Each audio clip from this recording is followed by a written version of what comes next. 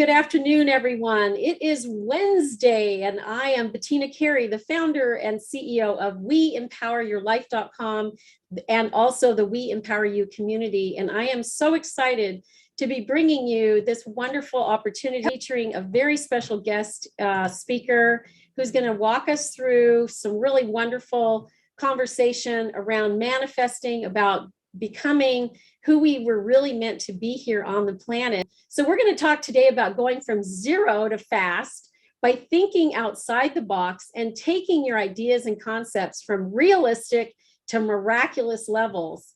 Let me share a little bit about Master Nigel Henry. Nigel's life purpose is activating and unleashing the greatness of people. There's a little background story here that I'd like to share with you, and that is that we only met just a couple of months ago. And at the time of our meeting, Nigel asked me a question, which I'd never been asked before, but I had actually thought about. And the question was, are you an angel? And of course, I replied, yes. Now, you might be asking yourself, why would you reply yes? You're a human.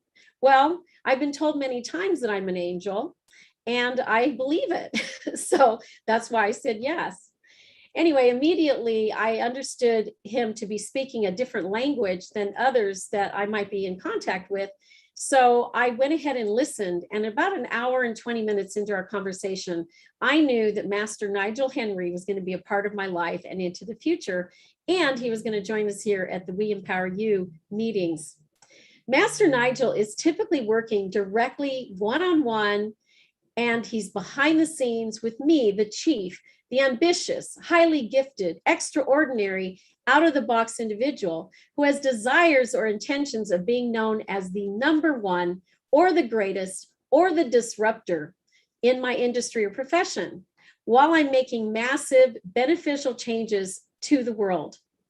In specific service for which he is highly compensated, he is engaging his client, that would be me, in a proprietary form of thinking methodology called activation conversations. This typically results in me experiencing sudden, massive explosions in my mastery performance and in my capacity for sourcing and contributing insane amounts of value at ludicrous speeds.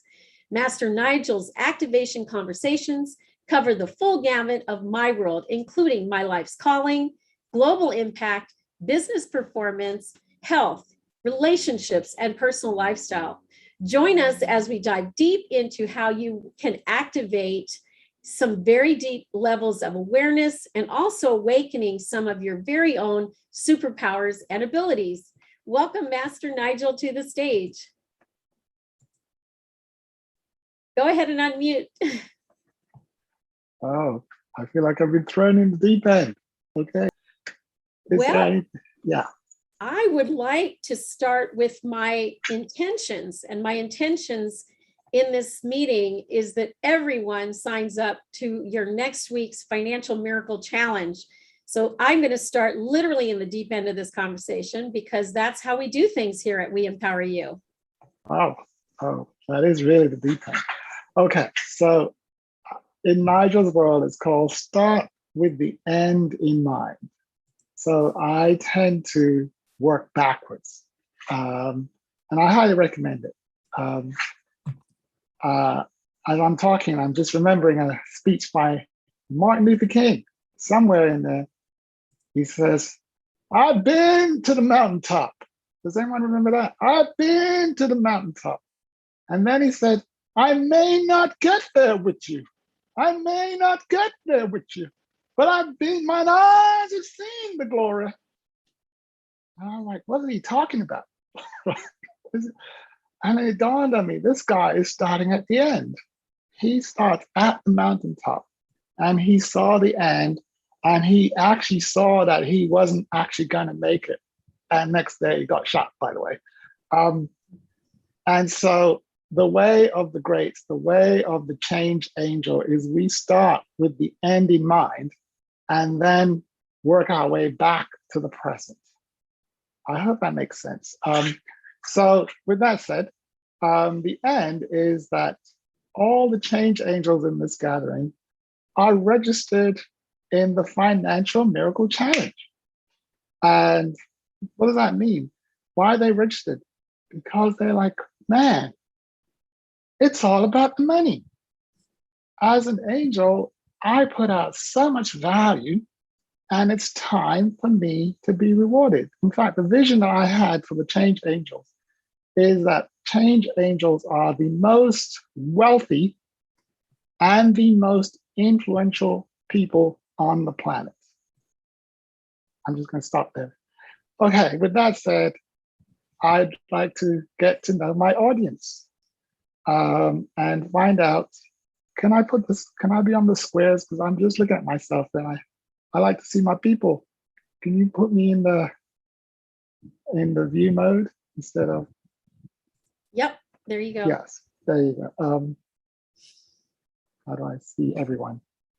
Yes, so I'd like to get to know each person by just going around and getting an introduction. Can we see the squares? I can see them. I'm not sure why you can't. If you can go to your view and click on view on the top right, and then click gallery, that might help. View gallery. Yay. There you go. Hi. So I can see everyone now. So I see, well, I'm just going to start with the person to my right is Michael. Michael Gross. Can you unmute? And yes, I'm Dr. Michael Gross. Hey, Dr. Michael Gross. What I found to be useful is if we start with discussing the core. In fact, I'm going to share a conversation piece that I used last week that really helps to, can I get share permission, Bettina? Yes, do you want me to put you both together? No, I just need to share my screen. Oh, share, okay, hold on one second. So that they can see. I'd like to put everyone on the agenda so that we're all on the same agenda. And I have a tool that I use to make sure that everyone's on the same agenda. And I call it my conversational framework. Great, you have co-hosting now. All right, so share screen. And there it is. Can anyone see this? It's coming up. There you go. Yeah, it's up. So where's Michael? Michael, can you see this thing? One. Yes, I can. Yes, so I'm just going to explain it real briefly that most of the time when I'm in a business networking environment, people start their conversation here at number 4. And they say, what do you do, Nigel? And I said, oh yeah, I have a business. And, it's an enterprise, a corporation, a small business, or, and we have certain governance and culture and values and the location and the structure. And there's all these conversations that I can have about business. Does that sound familiar, Michael? Yes. Business conversation. And of course, the purpose of the business is to create value into the world and generate revenue in the business. And some of that money comes back to me as the owner, and it goes around the loop. So we could have a lot of conversation around business, but I noticed that the purpose of business is to make a difference in the world.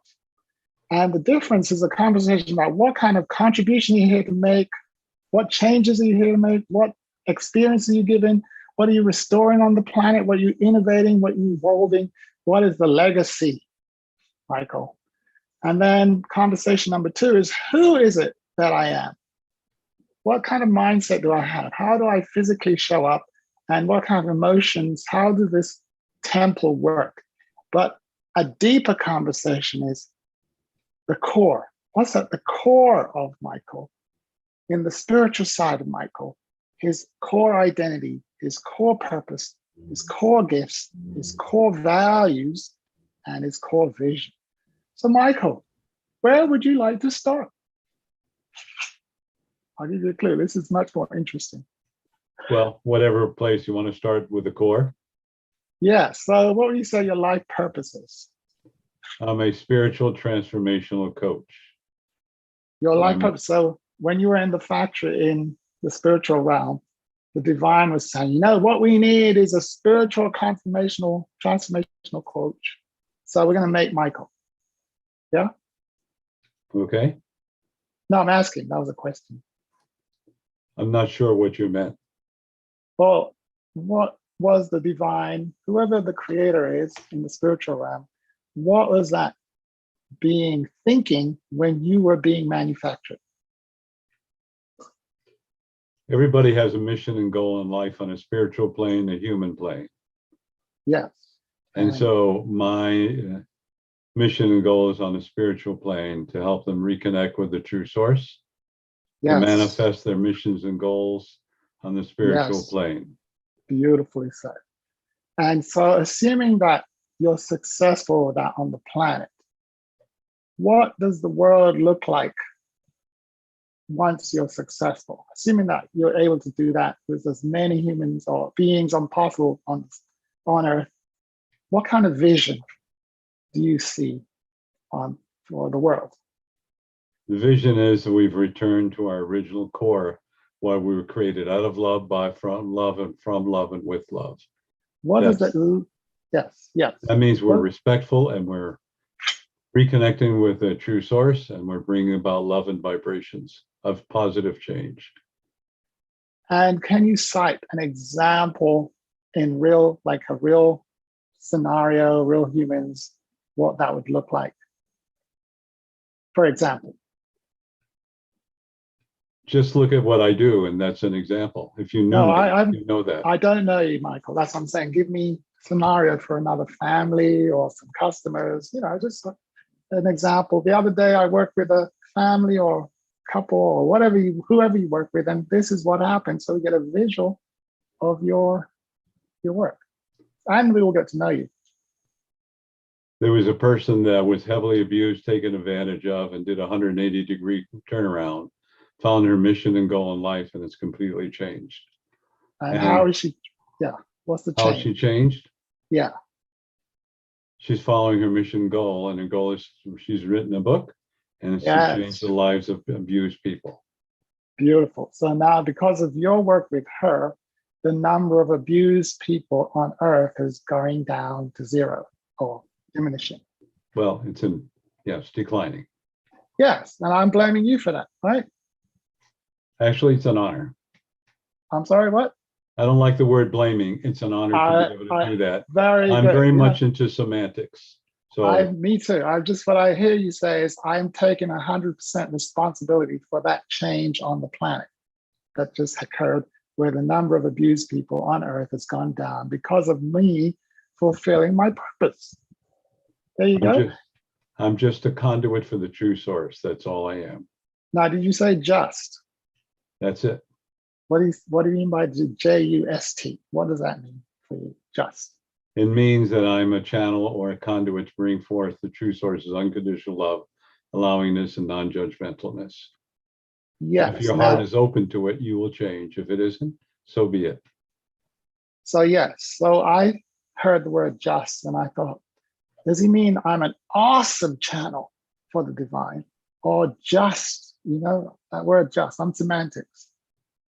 I don't like the word awesome. You don't like great? How about great? No, I'm just the person. Okay. All right. We're going to deal with that. Okay. Thank you. I got a sense of who you are. Now, Michael, who would you like to get to know at the core?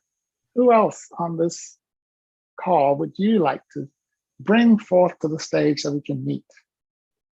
Well, to you, why don't you? To you are very popular. Every week we get to hear from you. Go ahead, to you. I'm honored that I was asked because he was just talking about me. Say more about that. I am an example of Michael's work, and I am honored that he is my spiritual coach. Now, what about you? Who are you? Who am I? Tell us your life. What is your identity? How would you describe your spiritual identity? I'm a role model, and I am a conduit to the true source as well. And I help others who struggle like I did, and guide them, because I'm an example of what is out there for all of us. Now, so your identity is, what's the name that you give your identity? Would you clarify that? The name I give my identity? Yeah, like I am a something.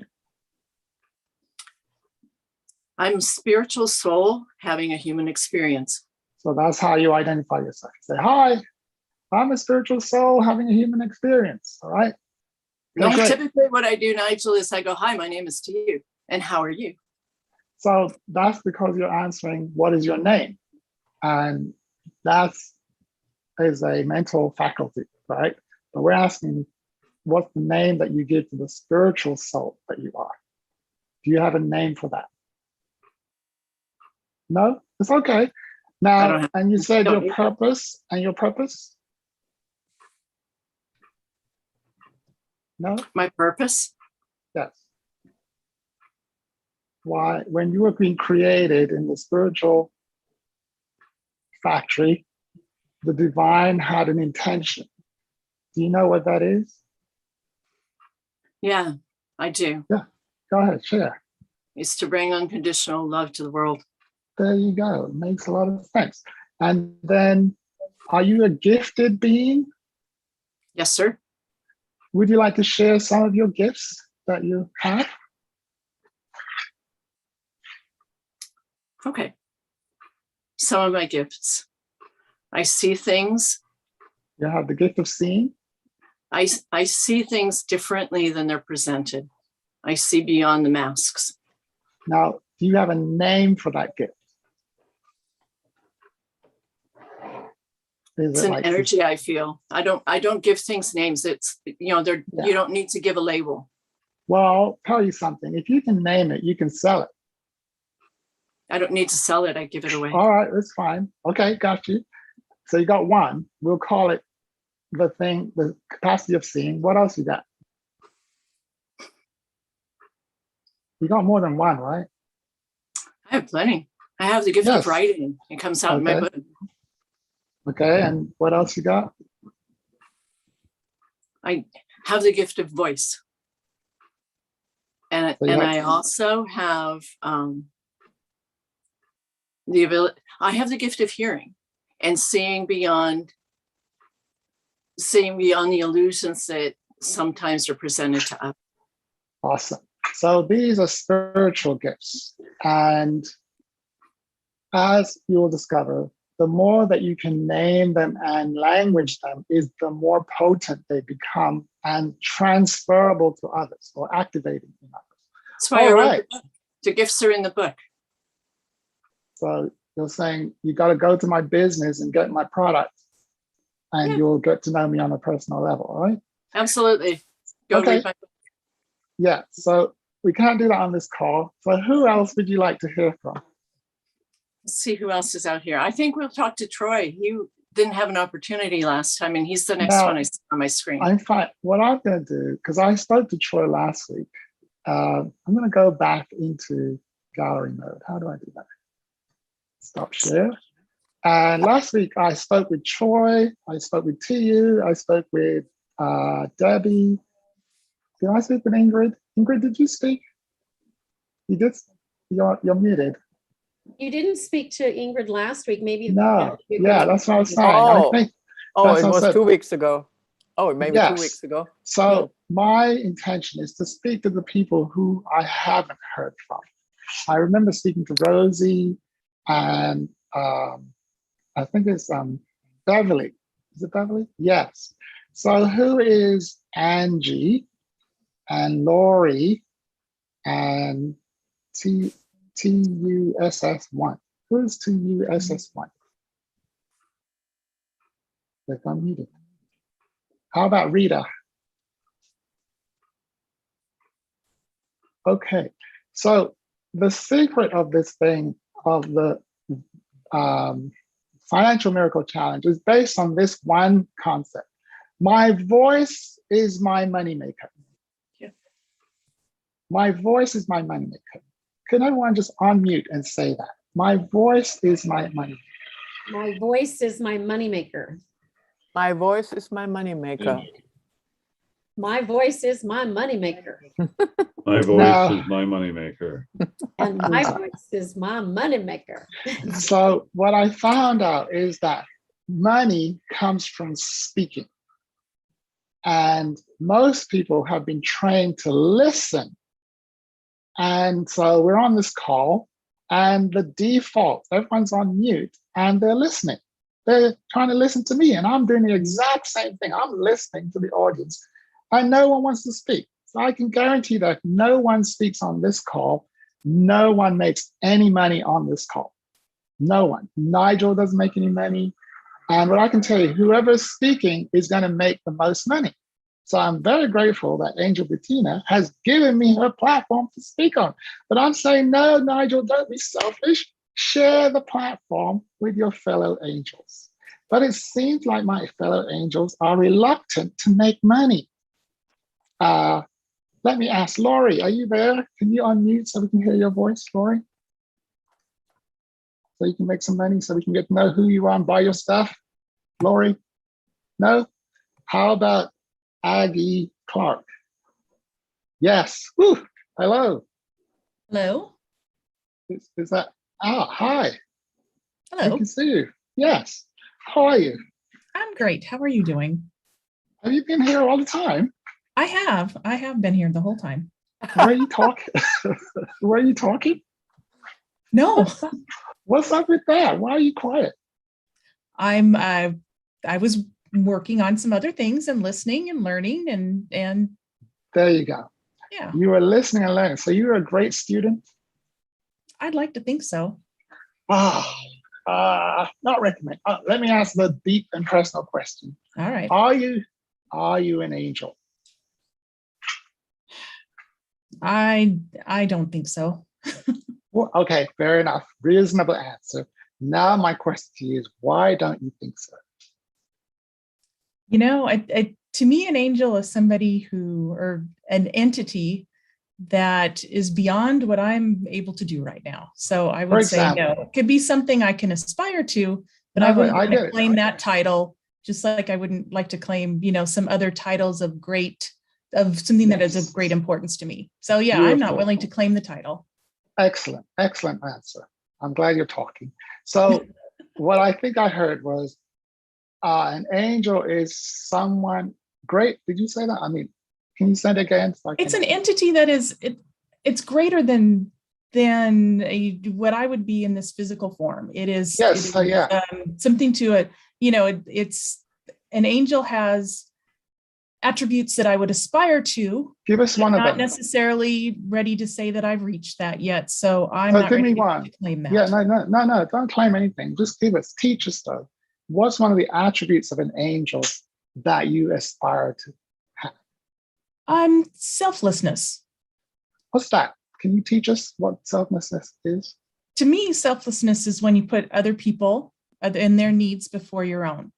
So you put yourself behind and someone needs you to be present for them, to do something for them. You really have other things that you would do, but you would put those aside and move that and make your priority another person. I'm with Michael. I'm very word sensitive. Okay. And so I found out the word you is a projection, and it's an avoidance of the word me or I. So are you talking about Nigel or are you talking about Aggie? Is that how you say your name? Aggie? It is Aggie. Yeah, it is Aggie. I was actually thinking of a friend of mine that but I'm not going to name the friend. So that's why I said it's much safer to speak about myself. So it would Aggie put others before herself?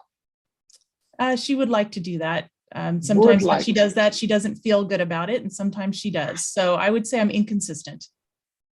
But an angel would not be inconsistent. An angel would be consistent. So it's something to strive for. How do you know an angel wouldn't be consistent? That's my belief. Yeah, but how did you acquire that belief?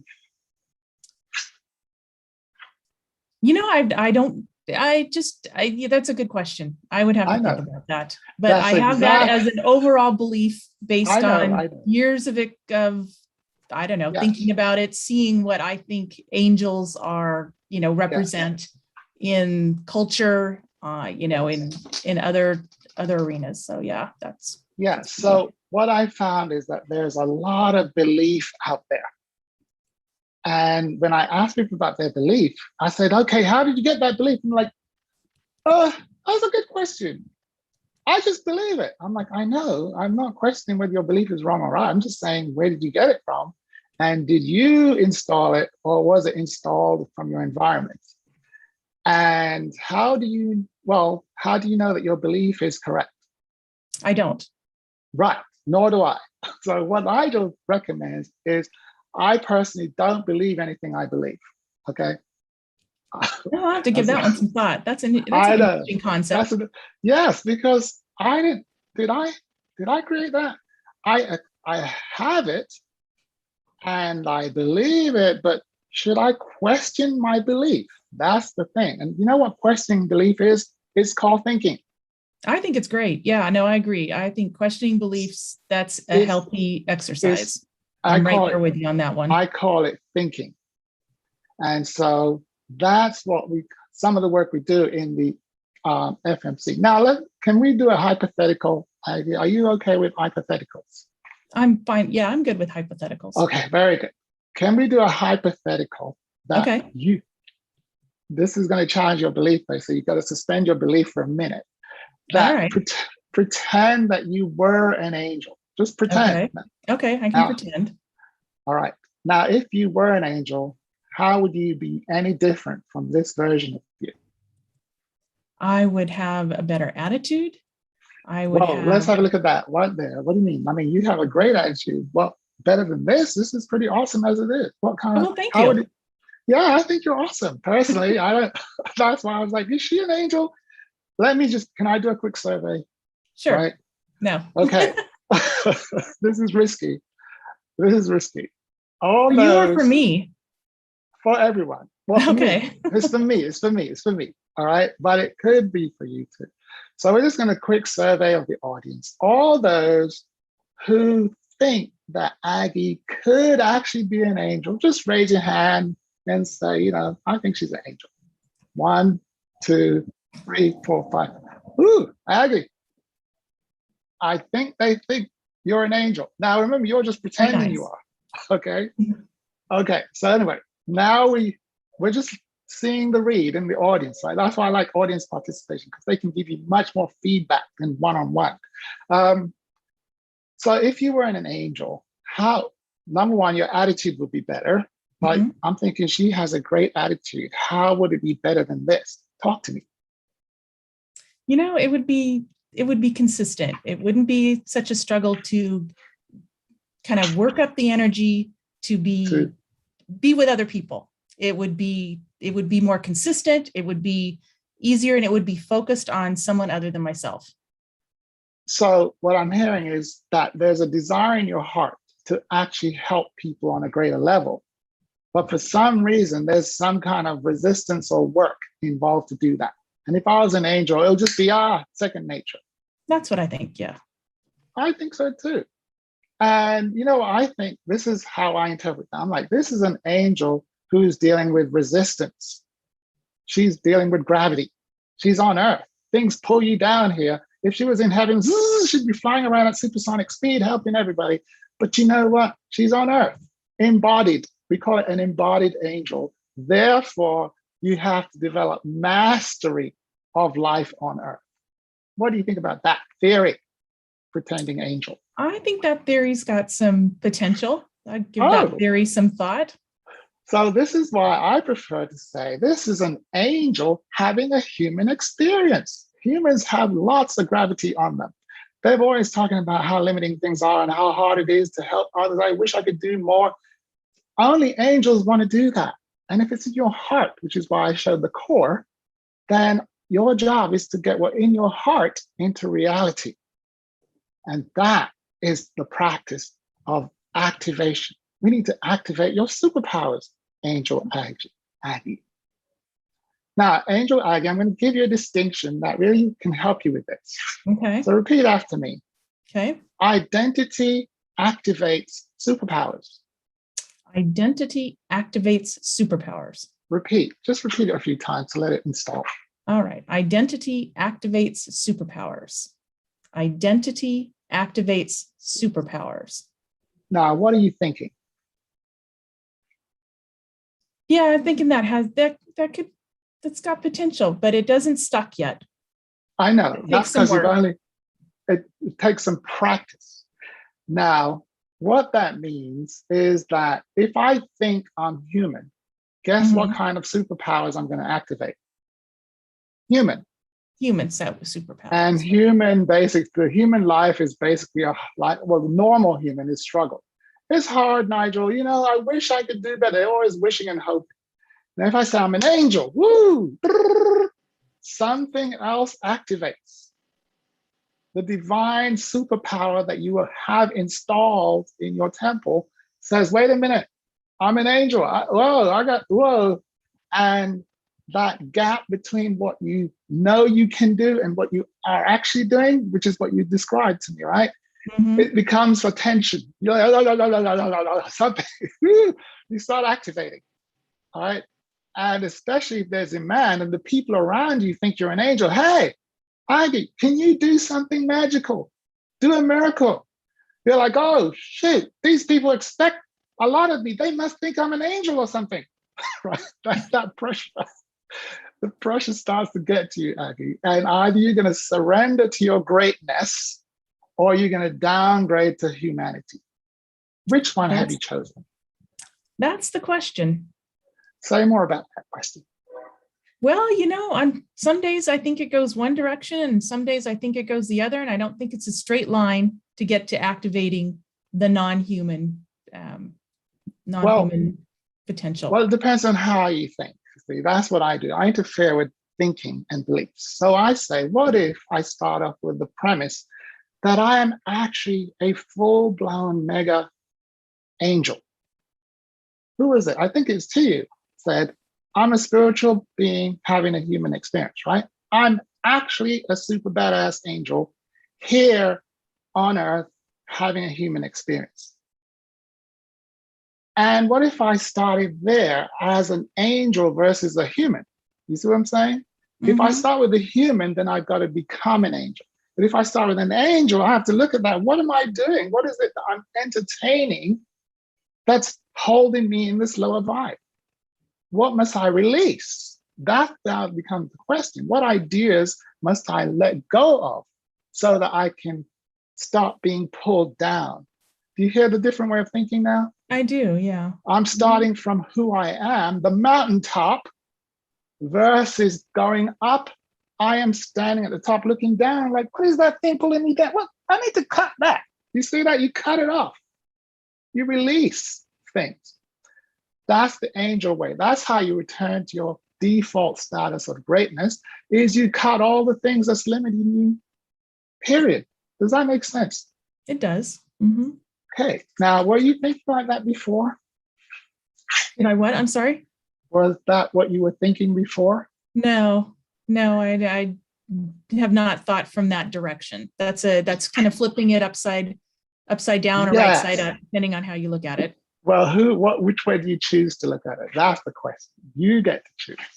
Is it upside down or is it right side up? Certainly seems to have more potential if you start at the top. Now, do you say you or I? I said it has more potential. It. Well, a person. But I am not owning it yet. That's just it. I'm not ready to own it yet. Right there. I am not ready to own my true identity. There you go. Why? Now, Marianne Williams, remember her? She had a quote. Yeah. Does anyone know Marianne's quote? Who remembers it? Yes. Michael, just share. Whatever you can remember it. It's rough. No, I don't remember it, but I know Marianne Williams, but I don't remember it. I think Ingrid can remember the quote. On mute, Ingrid. Sorry, I don't remember particular words, more the whole sense of it. Does anyone remember the sense of it? Okay, this is what I remember. It is not the darkness that scares us. It is actually our light. It is our greatness that scares us. It's the contemplation that I'm actually awesome that scares the hell out of me. My God, Nigel, that's dangerous. Marianne Williams, she's famous. And Nelson Mandela quotes it. But basically, That's what I found out, is that human beings get scared when they flip it right side up. And it's much more comfortable and convenient to say, well, that's interesting. I'm not that yet. There's no risk in being normal, but you start saying you're an angel. Ooh, whoa, I agree. You just disrupted the world. You start going around doing that. But you set yourself up to meet some different expectations. You will I be would set shot at. myself up to meet some different expectations Thank you. from other people and from myself. And that's Thank you. not where I'm ready to jump in yet, I don't think. Now, why you say you're not ready? I don't feel ready. Okay, now this is where the virus words come. I think I posted a link to the virus word. Every week I do the same thing because I found out that the thing that interferes with angels and great ones is words. And I totally agree with Michael. Well, let me just ask Michael what he meant when he said he was semantic sensitive. Now, Michael, would you like to expound? Sure, every word has a frequency, energy, and vibration based upon your belief system. And does it affect reality in any way? Absolutely, by the laws of manifestation. Whatever you think you create, whatever you create, you experience. And words convey what I'm thinking. Correct. This is why I want to return to Angel. Can I call you Angel? Because you do kind of. If you like, sure. Well, don't you like it? Is it an offense to call you that? No, it's not an offense. Well, do you know that if I keep calling you that, it'll activate you because of the law of Michael that says words create reality. If I keep saying Angel Aggie, guess what's going to happen to Angel Aggie? She's going to be Angel Aggie. All right. Yeah, let's go for that then. So, Angel Aggie, is it any desire in your heart to become that thing that you aspire to be? You know, the vision that you have of the super angels, the spiritual beings. Do you have any aspiration to model or exhibit those qualities? I do. Very good. Angel Aggie, it's very easy to happen.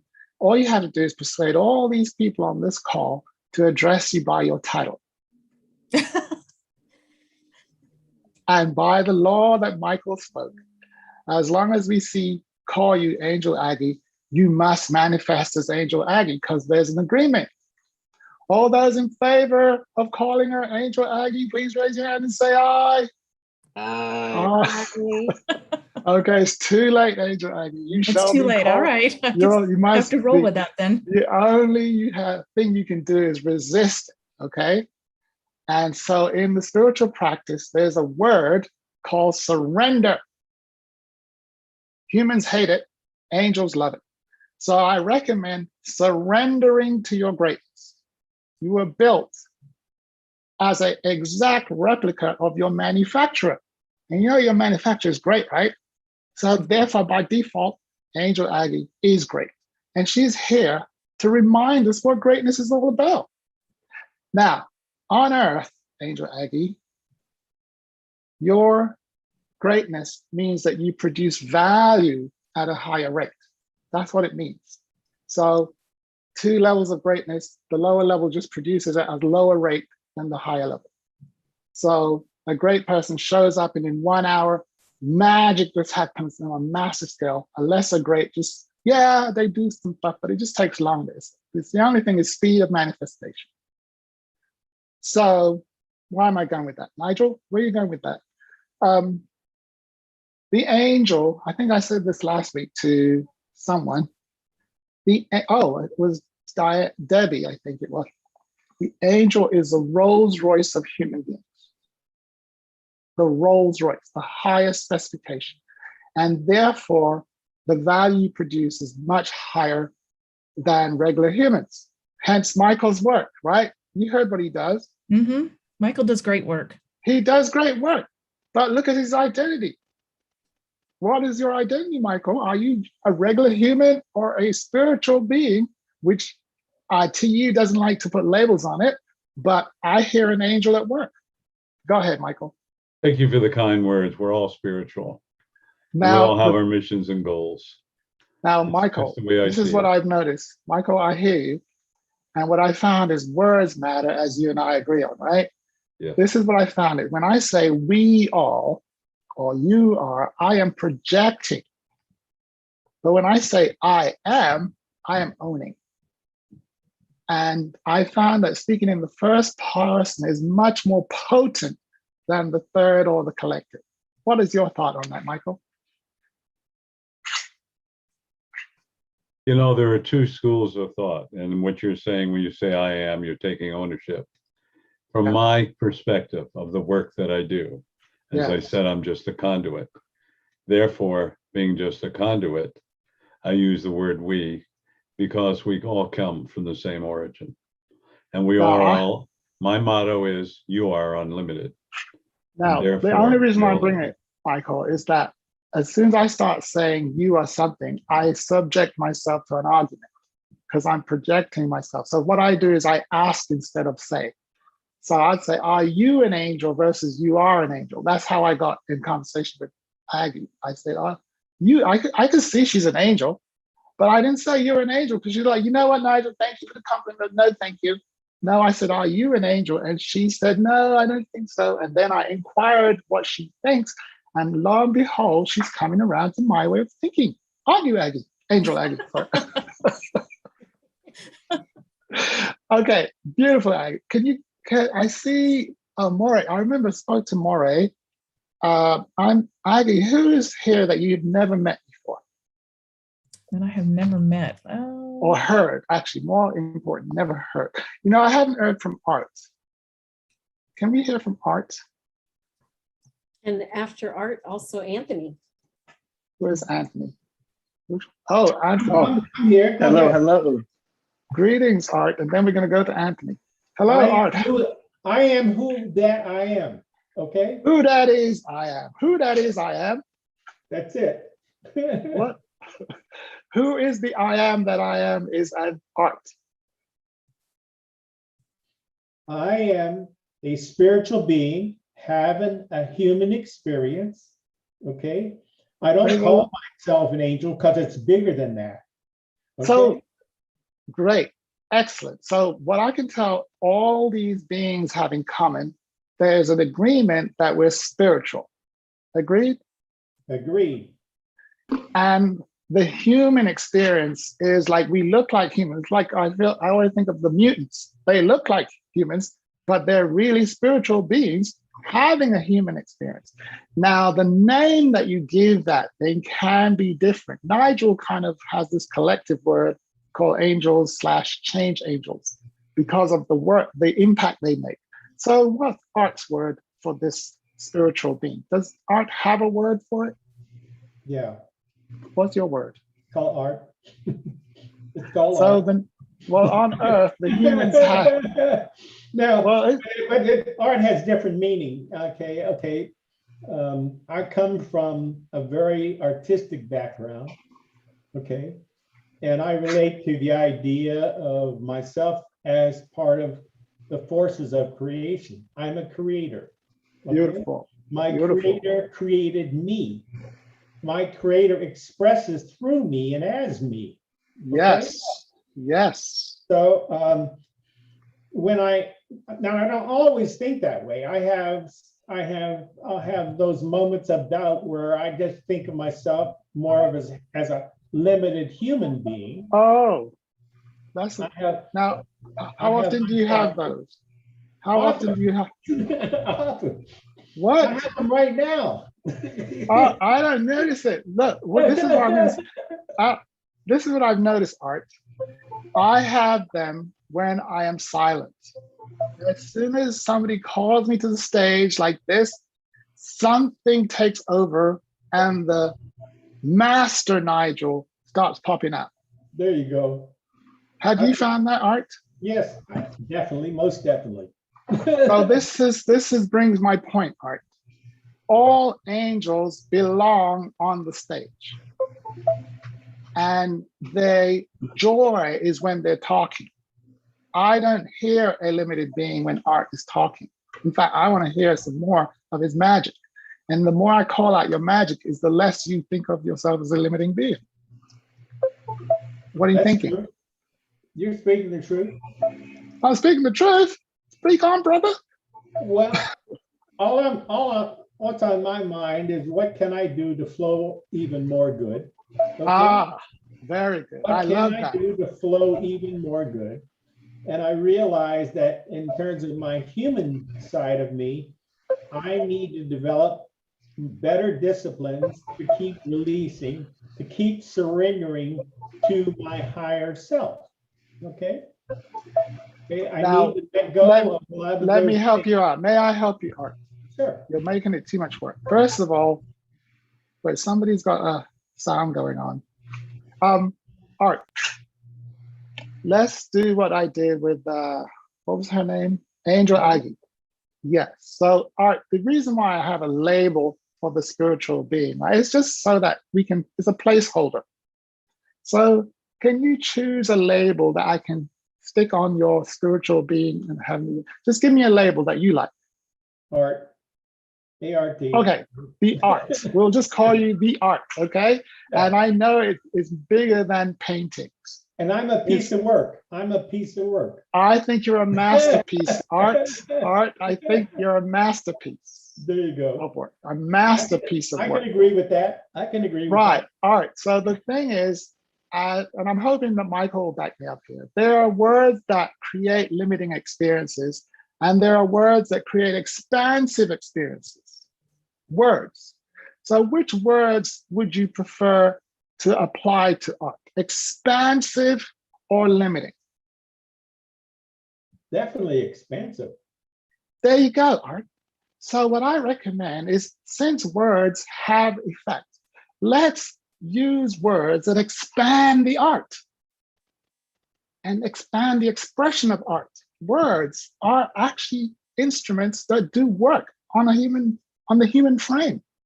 Okay. So I say, that's why I label. So in my definition, I liked Aggie's definition of the angel. She's like, Nigel, this is so high up there. It's like the gap between where I am and what an angel is so huge. I'm like, yeah, what I recommend, Angel Aggie, is claim that spot. Go to the mountaintop and claim it. And now you've got to expand into it. You've got to release all the limiting aspects of Aggie to be that great angel that she keeps seeing. And so now with that said, I'm saying art. There's great art, and there's regular art, and there's limiting art, and there's just art. Which one are you? Just art, great art, or super awesome art? All of the above. Well, okay, which one? All of the above. Yes, I know. You have all of the above. Our choices are. Yeah. And the one that's, go ahead. My life is a journey, and the world is a whole classroom for me. I'm an educator at heart, okay? Yes. And I learn it to teach it, and I learn it, in terms of money, and Yes. the whole idea for me, what I'm learning now is that the more good that I flow, the more that it flows back to me. Okay. Yes.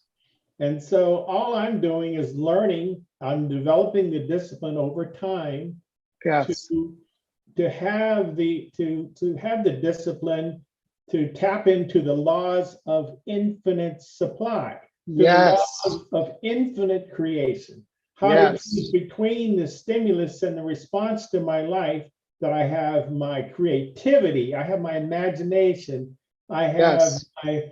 my conscience, and I have an extraordinary will that can be fostered with the right kind of sense of discipline and habits that I'm working on.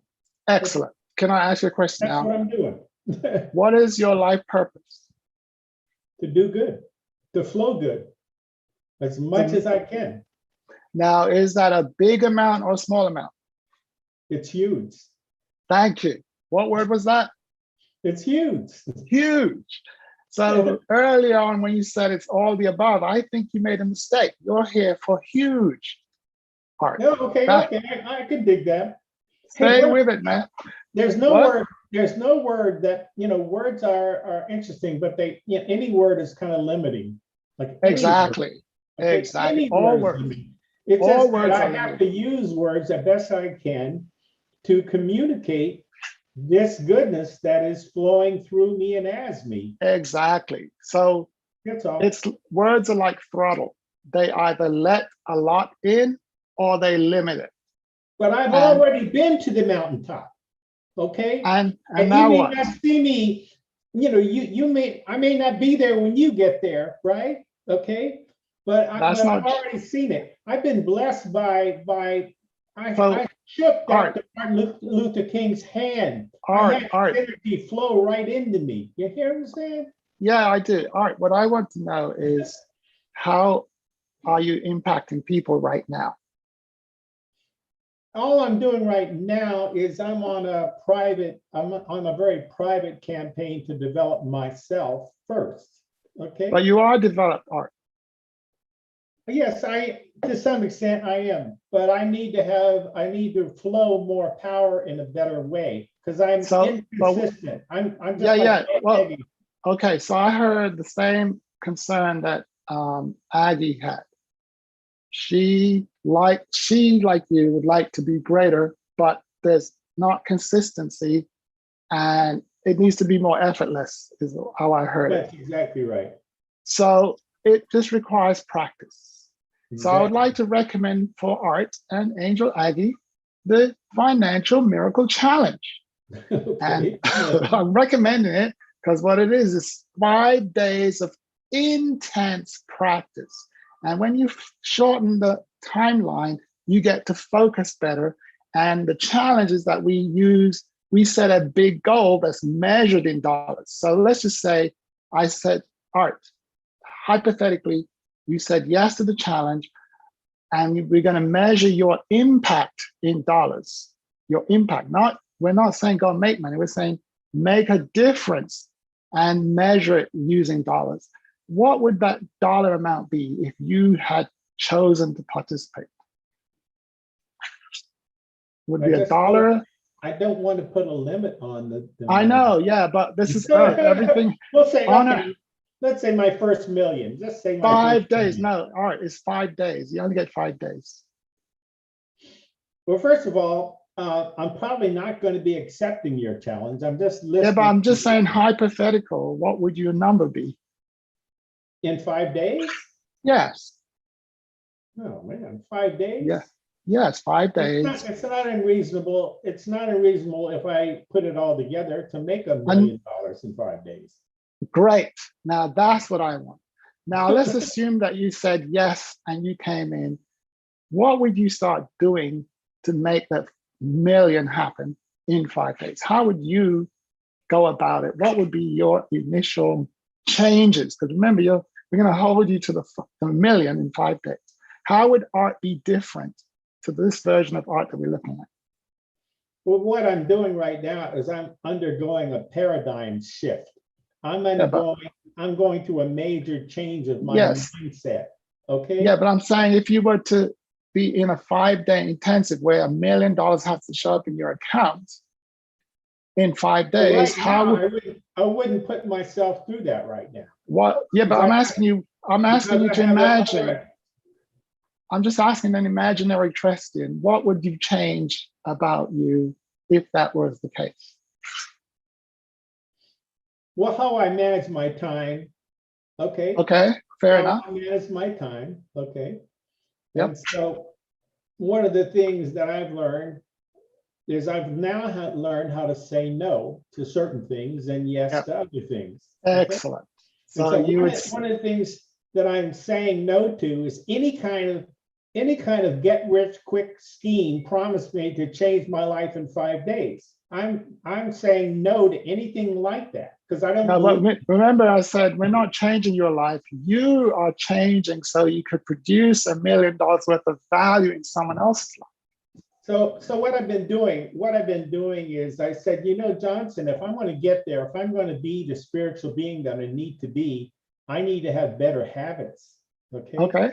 I need to cultivate better habits. So what I did is I dusted off this book by Stephen Covey called 7 Habits of Highly Effective People. And I'm power reading it and power doing everything that I can. Fair enough. In a reasonable amount of time to become that person. In first private victory, financial independence, and then public victory and interpersonal dependence. Interdependence of people. That's what I'm working on. Exactly. So all I hear is that if you would take the challenge, you would put all of that and squeeze it, make it happen faster. The exact same practices. Yeah, but I don't believe in. Yeah, but remember I said, we're not asking you to believe anything. I'm just saying, imagine you said yes, what would change? But anyway, I got you. I'm running out of time. I just want to make sure No, I well, that's talk good. with. I really appreciate you. You're great, man. You are awesome. You're an angel. You're an angel. Okay. Now you're projecting, man. How'd you Yes, know I that? am. And I'm Stop I'm having a lot of joy doing it too. Dude, I don't recommend projecting. I recommend personal responsibility. Declare who I am and then let me join you. So who are you? I love it. I love it. No, I'm Art. asking. I'm art. So in other words, I think art, one of the best things you can do is be the best art that you could be and let others replicate art.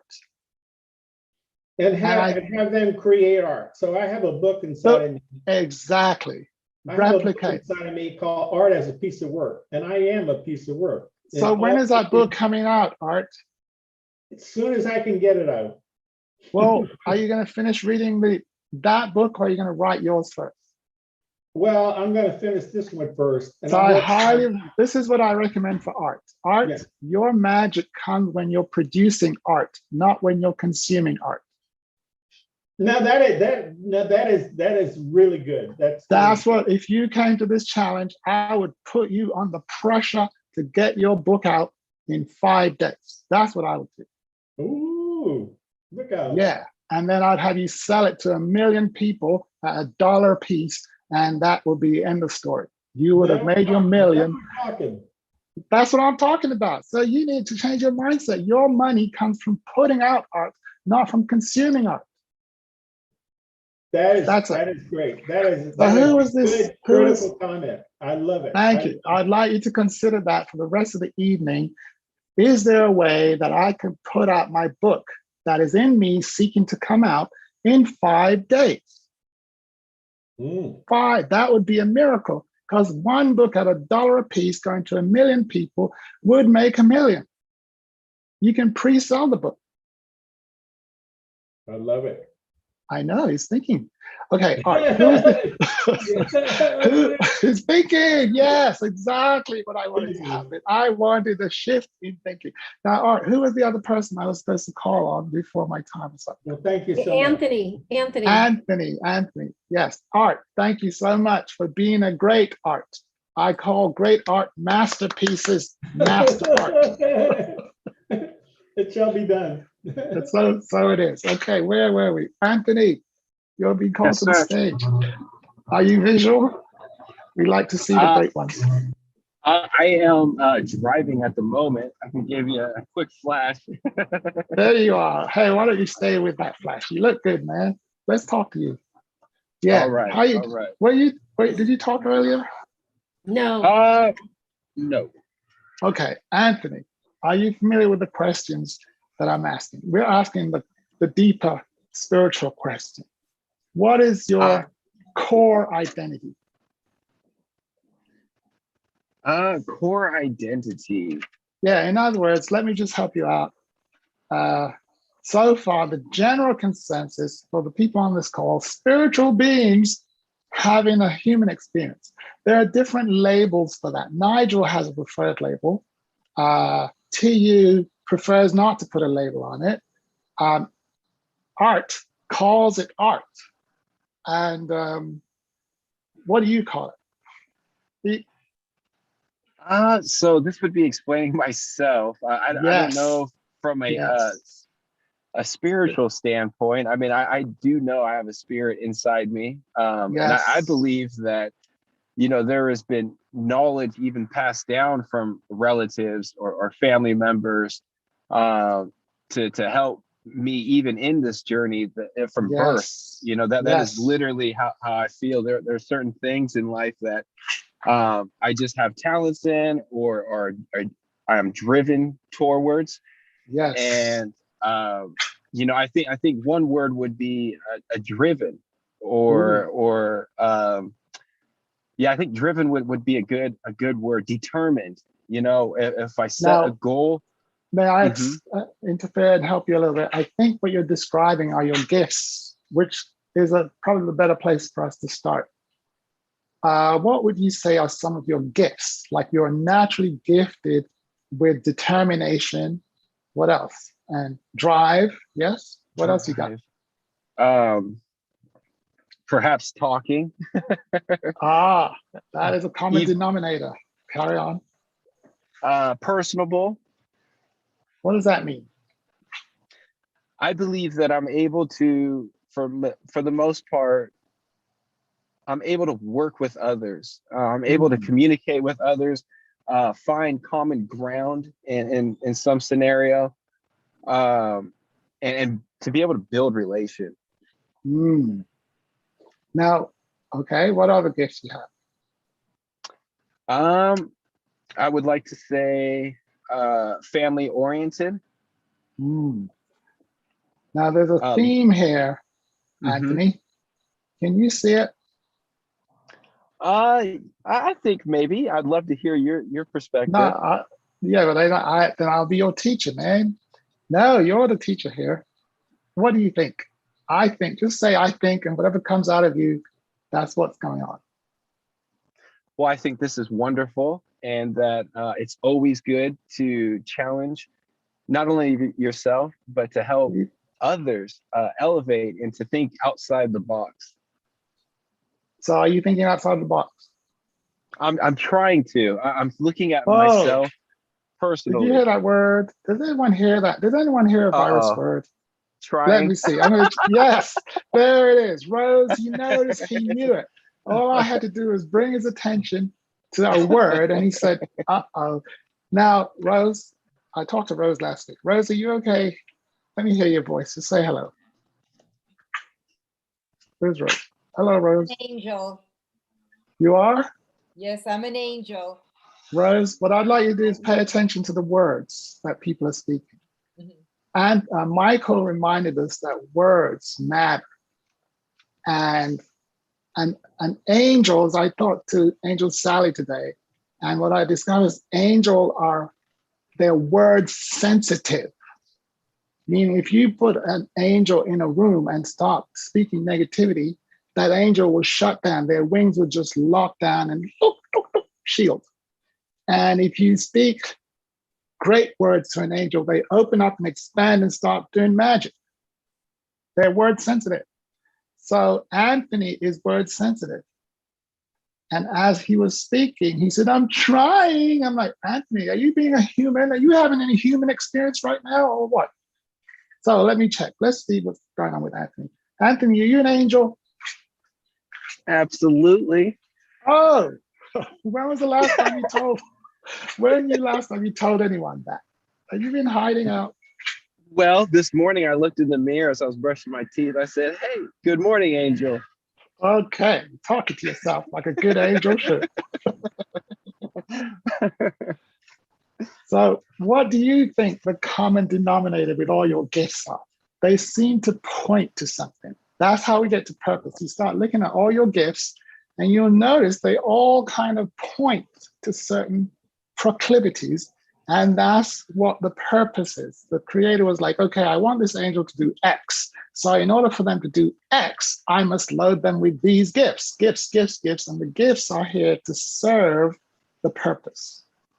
So what would you say, given these gifts that you have, Angel Anthony? Right. What would you guess intuitively your purpose is? Well, I don't know. I would like to think to bring positivity, optimism. To what? To people. Yes. And if they had positivity and optimism, what would be the impact? Like say hello to Moray. How are you doing, Moray? I think the impact would be to help them through challenges. And if they got through their challenges, what would the world be like?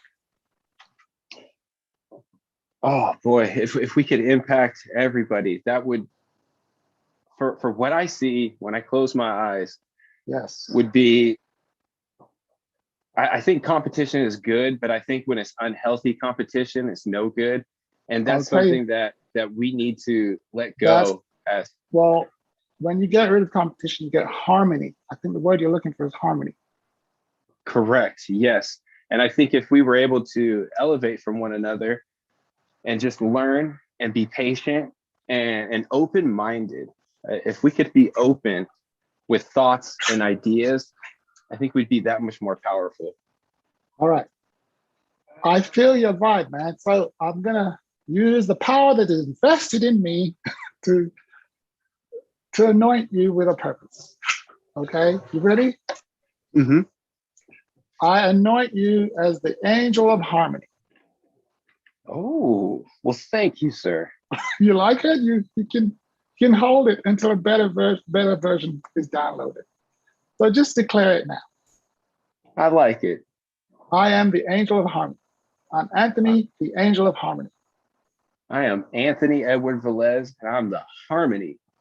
The angel of harmony. No, the angel of harmony.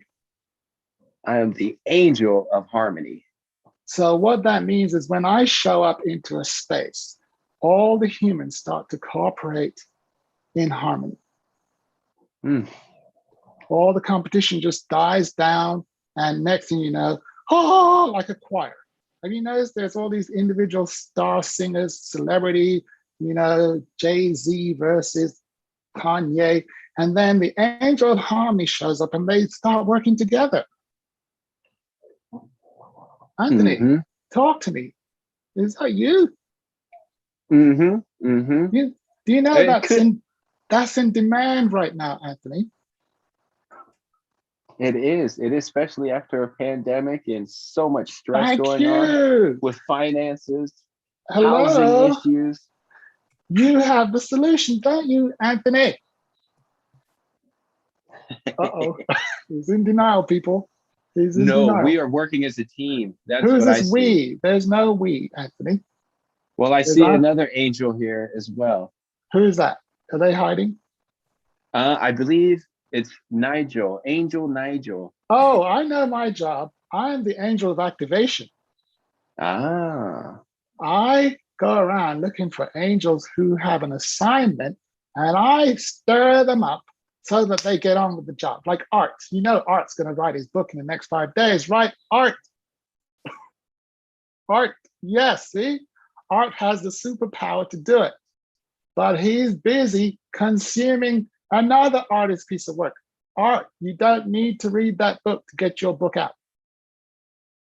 Okay, I'm just telling you that to disrupt your comfort zone. Angel Rosie, what's your calling? Why did God put you on earth? I'm loving it. I know, you need to get your book out, Art. Where was I? Angel Rosie, what is your life purpose?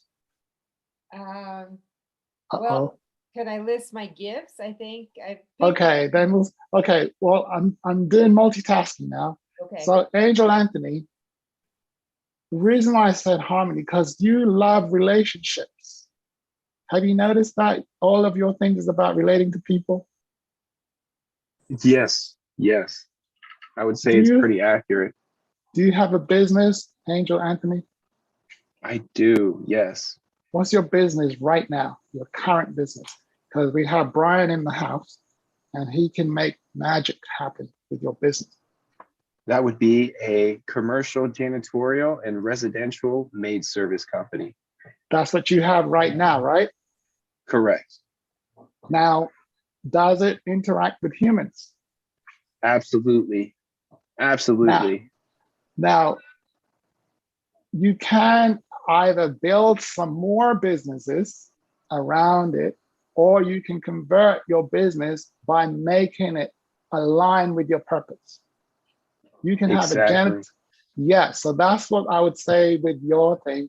We need to line up your business with your purpose so that it serves your purpose. You're pretending to be a janitorial guy, but when you meet, people get together.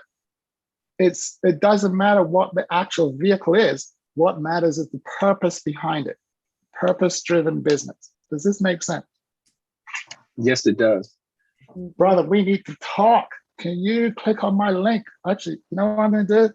What I'm going to do is put in the chat the application to the FMC, not the FMC itself, right?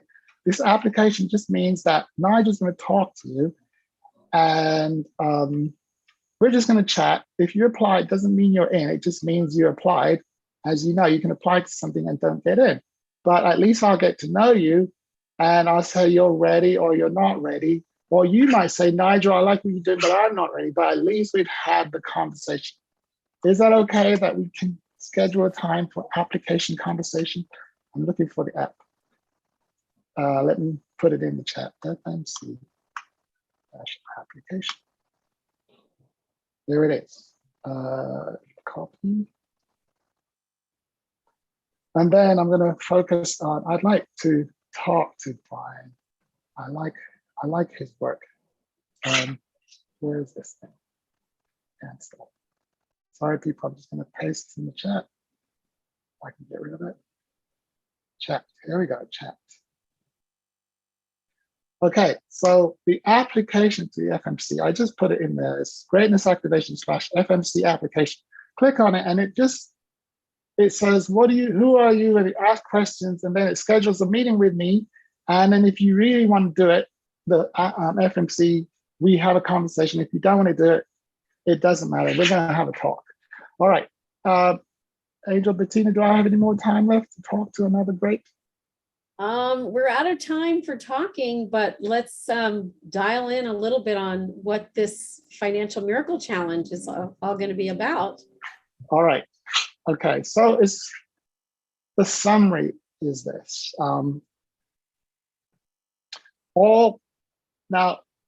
Who is it? TU. Is TU still here?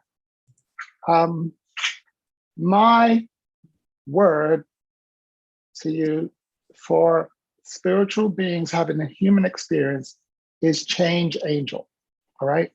So when I say that, just know it means spiritual being having a human experience. But what I found out is the words do something. When I say a word, it actually either limits people or expands them. And I like the impact it had on Angel Aggie. She's like, well, Nigel, I'm not an angel because you just said a word that means this huge thing, and I'm not that yet. And I'm like, I like that. I like that tension that she's got. So I'm going to call her that big thing so that she can feel the gap. And it turns out the gap is this word MOT. I am not that yet, Art. And if you listen, Art, you'll hear that if she takes out the word not, you'll get I am that yet. It turns out this word not is the root of all limitations. And it prevents angels from being their true spiritual self. That is what creates the human experience. All right, so in the 5-day intensive financial miracle challenge, we examine all these words that limit angels and remove them for 5 days.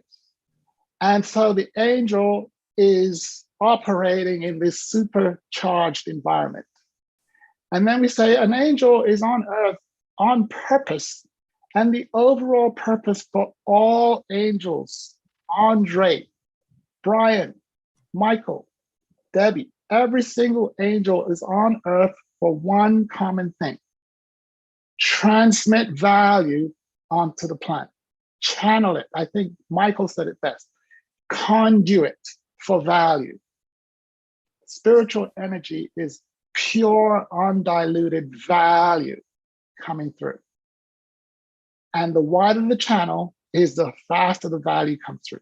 The narrower the channel is, the slower it is. So we say, expand your channel. Let it just zap through on a mega scale. Now, what's this got to do with money, Nigel?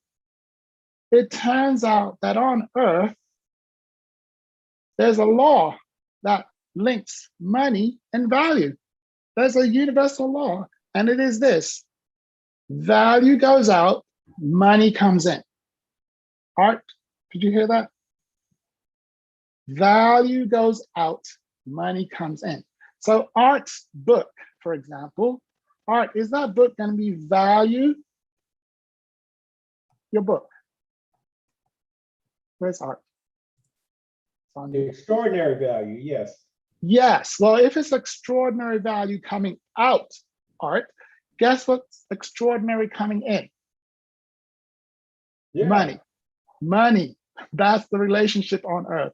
Value flows in the opposite direction of money, or money flows in the opposite direction of value. So if you're taking in the value of, what's his name's book, if you take it in, Art, you have to pay money out. If you take in value, money goes up. If you put value out, money comes in. So in the Financial Miracle Challenge, we focus on putting value out on a maximum scale. And then we find everything, whether it's mental, physical, or emotional, that's interfering with the output of value. Anything that starts to slow down Art's book, we look at it and go, what is that? Remove it. We just remove it. We just keep removing it to keep the value flowing. And then we get to see what's going on inside of the angel. We start to see their internal functions, what emotions are blocking the flow of value, what thoughts, what belief systems, what practices, what disciplines. This is what, and so once we see it, we remove it, and then we repeat, rinse and repeat. And we do it at an intense level for 5 days. And if value goes out into the audience quickly enough, and there's humans at the other end, money comes in by the law of reciprocation. Okay, that's it. That's in a nutshell. Everything else, you have to listen to someone like Bettina who could translate it to her experience. I think we've had a few people sign up already, but I'm saying I've found out that it's best to interview people before they sign up, because some people bring doubt into the space, and doubt is one of the things that slows down the value. So that's why I'm like, hey, listen, when you come in here, you'll come in committed to make the money. You're not coming in to see what Nigel does. You're coming in to deliver value. And you're here to inspire the others who are in the group to deliver the value. And like, I think Art really says it the best. When he's putting out his art, your art, activates other people's contribution. If Art is doing his art, then it makes my art work better. Does this make sense? Absolutely. Totally. All right. All right. So I'm pausing there because I was, yes, thank you, Bettina. Back to the queen. Thank you so much for this wonderful presentation and interaction, because this is the phone call that I had with Nigel. It was me, myself, and I for an hour and 20 minutes. It was just as, like interactive and those question marks coming in my head. When I signed up to the Miracle Challenge, I literally was basically paying him for this hour and 20-minute phone call. He's enrolling me into the program, and I'm like, let me pay you for this hour and 20 minutes because I got so much value out of it. I didn't even know if I could have the time to actually do the 5 days because I had a full schedule. And I'm filling out the form as I'm talking to him. And when I got to the course, it was my goal that I set was a $20,000 in 5 days. I didn't do the million though, but now I'm seeing how the million could happen. And what's interesting is I overachieved. I went over that goal, and I wrote $23,000 in contracts and money in the bank. So the reality is that's my best week that I've ever had personally in 5 days. And I think that having had that direct experience, if folks are interested in learning how to go from slow to fast, to add some turbo, to deal with, mental, emotional, physical, and environmental things that are holding them back, this is a vehicle. This is the road that I'm on with Nigel, and we're going to make Nigel an instrumental part of the We Empower You community, because he's helping to take that layer that just keeps us from that success layer, layer by layer, taking that off of me. And I'm doing it myself, actually. It's my accountability, and the accountability is huge in this group. So thank you so much. I'm going to say a good night to Nigel. You're welcome to stay, obviously. I would love it if you stayed, in fact, because Brian is up next. Let me bring up my my notes here real quick. Brian from Admanity is in the house, and I am so excited to have Brian back. Say a quick hello there, Brian. Hi. Hi, Bettina. Hello, everyone. It's good to see you. A lot of friendly faces today. Yes, and I'm going to go ahead and introduce you more officially, Oh, because we are on YouTube Live here as well. So give me 1 second as I find my digital notes here. Sometimes my computer's all backed up with so many browsers open. And as I tried to close them all down earlier today, I still am left with about 15. Okay, so let me share a little bit more about Brian. He's our bonus guest speaker here this evening. And our speaker is Brian Gregory, CEO and founder of Admanity.com. If you've ever wished that a professional ad agency would coach you about your brand, but found out you couldn't afford it, you're going to enjoy his presentation today. Admanity has created a breakthrough emotional algorithm that can instantly give any business the advertising strategies, tactics, and formulas that will sell most effectively in the market without the high cost of hiring an agency. Brian says small businesses should advertise just like the big brands, but usually they just don't know how. Today, he's going to reveal exactly how any small business can do it. Welcome to the stage, Brian. thanks, Bettina. It's always good to join such a positive group of people. You know, everybody here's trying to do better, do greater things, do better things for others. And it's nice to I see all the faces, and a lot of these people on the call today are actually clients of Admanity. So I feel like I'm helping out some of my own clients as well. So it's always great to be here. And you know, to kind of follow up a little bit on the spirituality of Nigel's presentation, there's so much going on in the world that we are conscious of, and such as being on this call today. But the subconscious mind, the mind you never think about, is the giant question mark for most of us. What is the subconscious? Well, experts say it's about 95% of your mental capacity. So 95% of what you're doing every day, every single day, over and over again, is subconscious. And they say that 80% of that is repetitive, meaning you did it yesterday and the day before. So we tend to be beings that get stuck into patterns, programs, if you will, the way we program our mind. And I remember the speech that Earl Nightingale gave, where he said, you know, the mind is like fertile soil. You can use it to plant a beautiful garden, or you could plant weeds and poison. And as I get into what I'm going to talk to you about today, it's similar when it comes to your marketing of your brand. It's subconscious. Brands are not really conscious things. We look at the logo and we know what it is, but it really comes down to a feeling. And it's subconscious, how you feel about, how do you feel about Apple? How do you feel about Chevrolet? How do you feel about Amazon? And it's a feeling. And that is what a brand truly is. A brand is how people feel about you when your logo is not in the room. And how do you influence how people feel about you and your brand? And some of you are the brand. You are single operator business people. And so in effect, you kind of are the brand. It's all subconscious.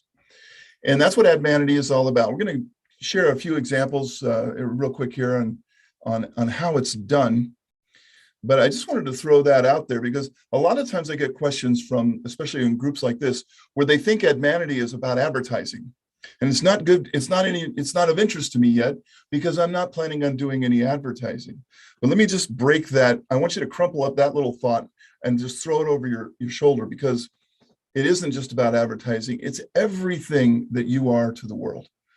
How you speak, the words you use, the emails, the things you say in them, the social media posts that you put up, to the actual ads, of course, and the power plays that make your brand stronger in the market, all of that.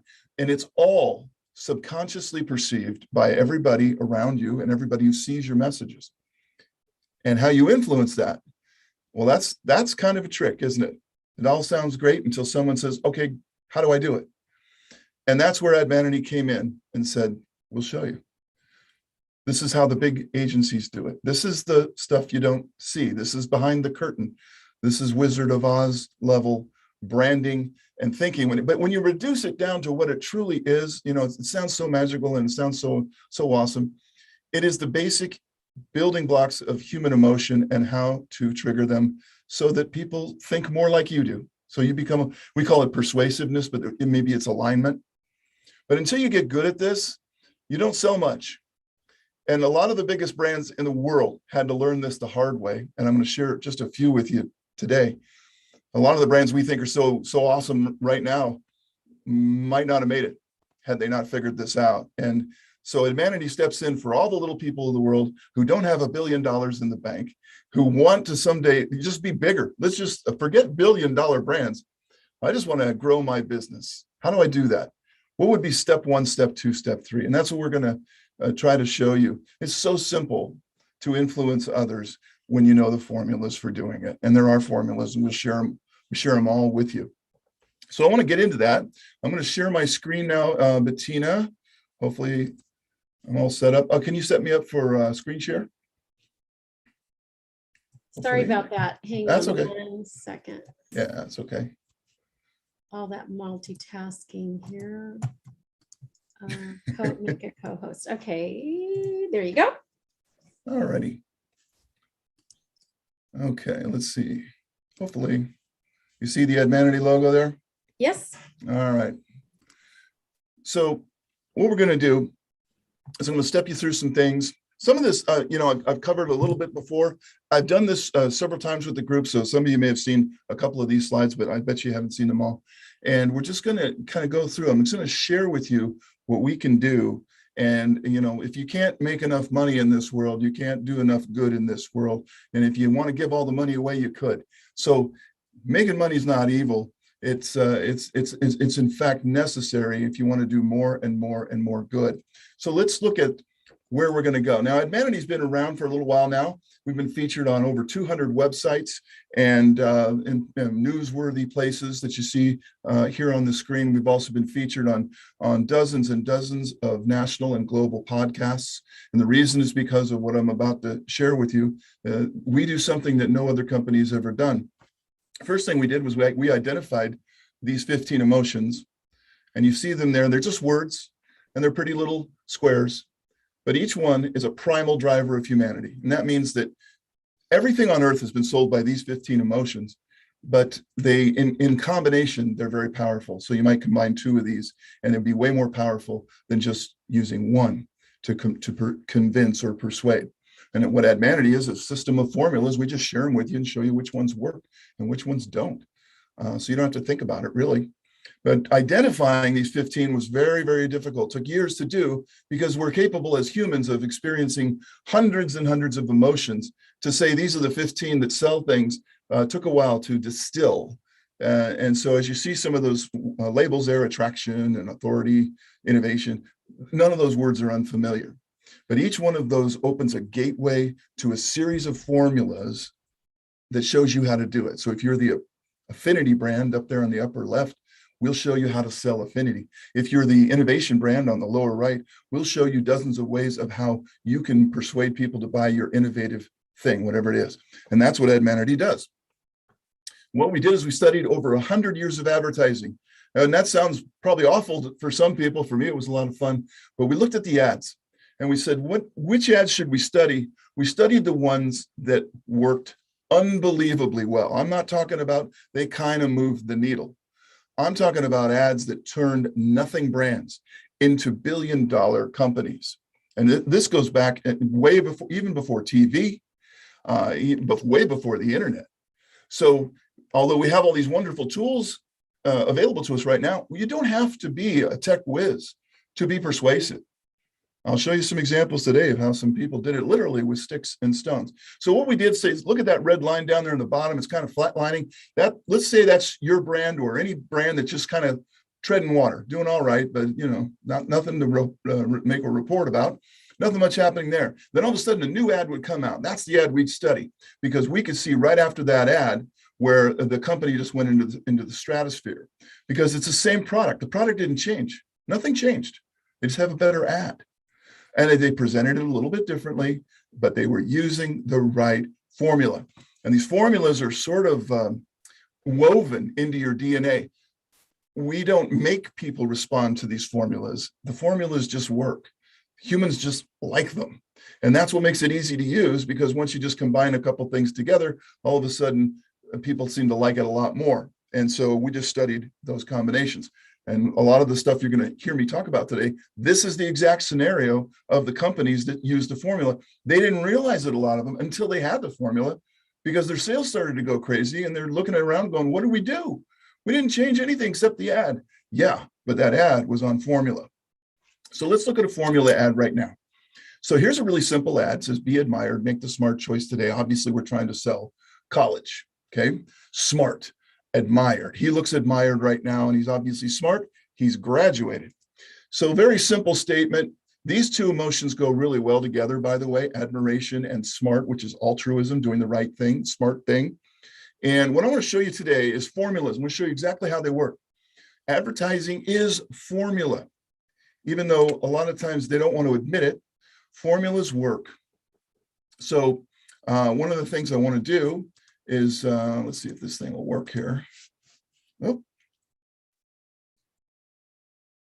my computer, sorry guys, computer got frozen up, and we'll do that. There you go. A good formula works repeatedly, which means it's not like so many things in tech today, you use them and it's out of date. These formulas will last longer than you will, okay? These formulas outlast us all because they're sort of timeless. So a good formula, you can use it over and over. I'll show you exactly what I'm talking about. Products will change, but human emotions don't.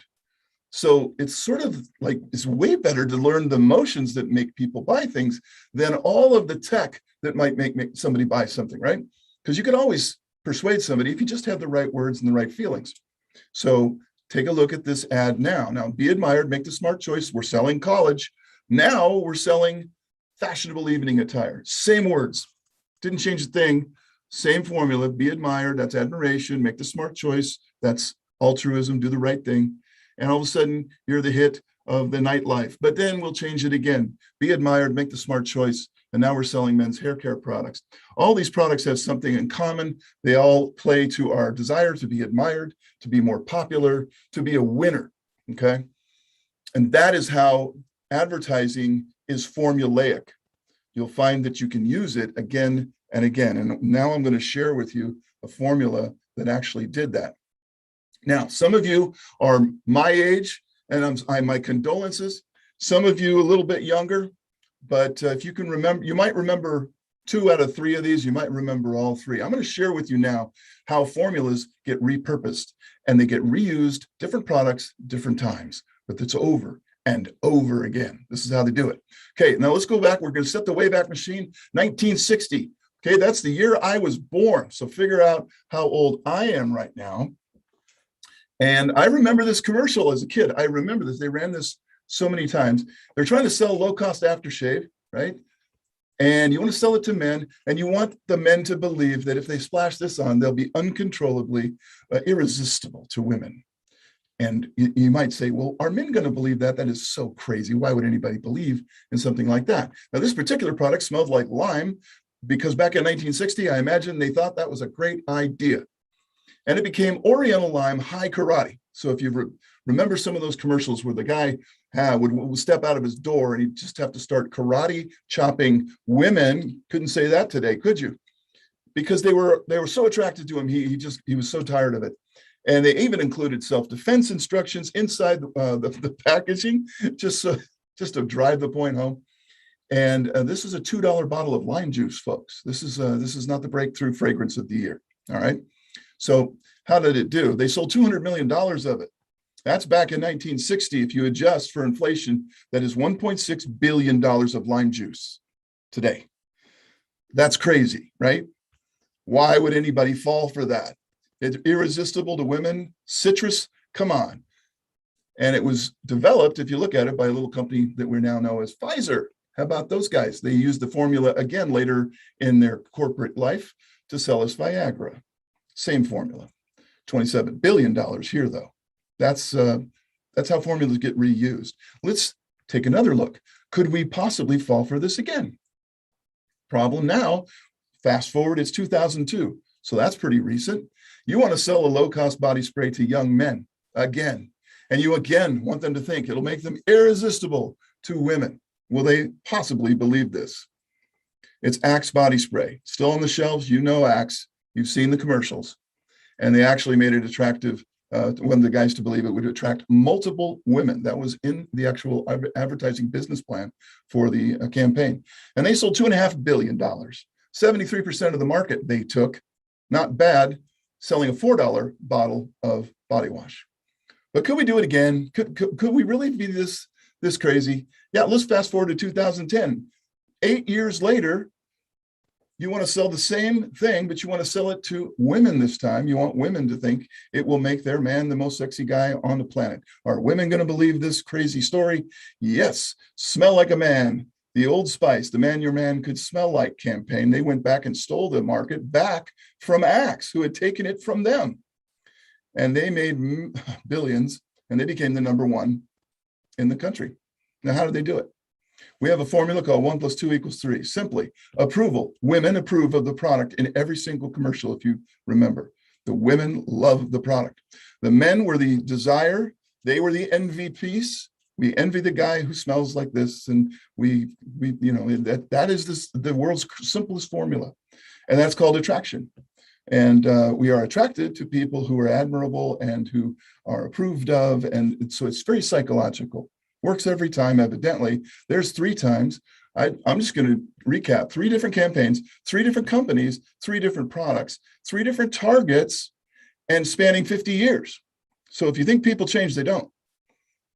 Billions in sales, this exact same formula worked every single time. And that just to share with you how repetitive these things are. If you learn a few formulas for your brand, you don't have to learn anymore. You're kind of done because they just work. Here's a realization that a lot of people don't get because they're small and they think, well, I'm small, so I can't use a big campaign formula like that. I would never be able to do as well as Axe and Old Spice. Well, yeah, you could. You could do the exact same thing. You just do it on a much, much smaller scale. You're the little business there in the little gold building. You just do everything they're doing, just do it on a smaller budget. Emotions are free. Words are free. You can use the same formulas. No one's going to come after you. There's no lawyers. Okay. This is just take advantage of the millions of dollars they've spent to prove that this works every single time. And if you had a product like this or an attraction brand, you could do this. Okay. Now, we give you first a 5-minute test to determine what kind of brand you are. Very simple, psychologically simple questions, true, false. Anybody can take this test. It takes 5 minutes of your life, 5 minutes to get all the answers that your brand will ever need for 20 years. Then we give you a brand brief. We kind of give you an overview of who you are and how you are perceived in the marketplace. We give you access to all the materials digitally, which you can access 24/7 from any device. And we give you the actual reports. This is your emotions, the strategies, the tactics, formulas, copywriting. Which words should you use? We will tell you the exact words you should be using. Phrases, metaphors, in your ads, your social media, everything. What colors? We'll show you. How to win back lost clients, psychology of your clients. What do they think? We'll tell you. Even what gifts you should buy. Most people give a box of candy and mess it up. There's a few people that should give a box of candy. Most shouldn't. So if you're just winging it like this, this is what most small businesses are doing. They do not have an agency helping them learn their brand or basically just explain it to you. An agency, more than one agency, has told us they would pay, ask to be paid over $10,000 to do this kind of work. And it would take weeks. We do it in 5 minutes for $397. Now, got something new. Something new is coming to Admanity. We're really excited about it. And we show you all these dramatic visuals in your materials. Those of you who have them, you see a lot of photos. And we have teamed up with one of the largest photo, stock photo websites in the world, and over 170 million of them. And we call it Picmanity. So if you've been looking for the great photos that would help you really create meaningful messages, we're going to let you pick from over 170 million. That's a lot, by the way. And they're only $5 each if you're part of Admanity. And you can get that membership through Bettina, through We Empower You. Of course, I'll show you how to order that. But isn't that great? Now you can save the entire cost.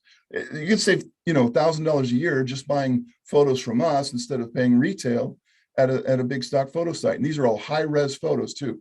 There's no minimums. You can come in and buy one photo and leave. It's a really great program. That's coming out in about 30 days. Now we're going to play a quick game. If you were my agency, so I want you to pretend that you are a big ad agency, okay? And I'm a little business owner, and I come to you, and I have a bunch of requests.